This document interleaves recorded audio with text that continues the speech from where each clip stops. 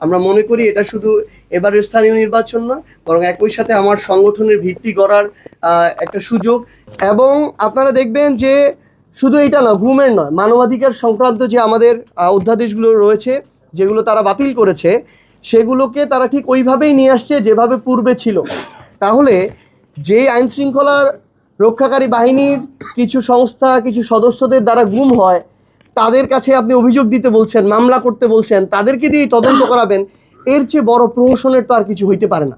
স্থানীয় নির্বাচনে খুব স্বাভাবিকভাবে যখন একটা দল তাদের জায়গা থেকে এককভাবে নির্বাচন করবে, যে কোনো দল যে কোনো জায়গায় তাদের প্রার্থী দিবে, আমরা আমাদের প্রার্থী দিব এবং আমরা ওই লড়াইটা করতে চাই।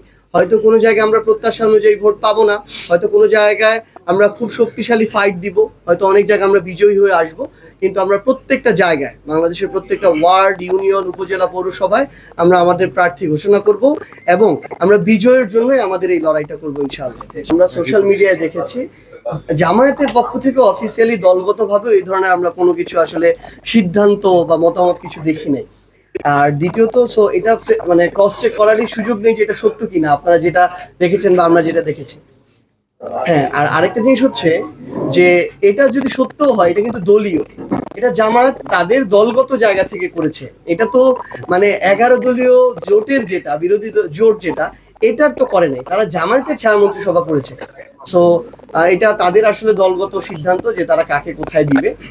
রিলেটেড আমরা যতটুকু জানি, আমরা দেখি যে অন্যান্যরা মানে প্রশ্নের বা বিভিন্ন মাধ্যমে এর চেয়ে বেশি জানে আসলে। আমাদের এখনো 11 দলের যে আলোচনা হয় রিয়াজু কমিটির, এই আলোচনায় এই ধরনের কোনো বিষয় এখন পর্যন্ত আসেই নাই।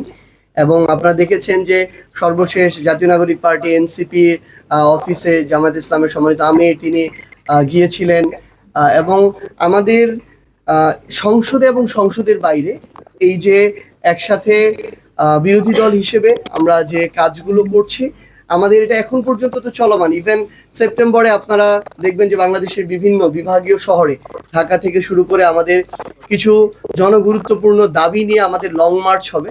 সো আমরা আমাদের এই কাজটা করে যাচ্ছি। আর স্থানীয় নির্বাচনের ক্ষেত্র দিয়ে এটা আসলে আসে। স্থানীয় নির্বাচন এখন পর্যন্ত আমরা এককভাবে আমাদের প্রস্তুতি নিয়ে যাচ্ছি।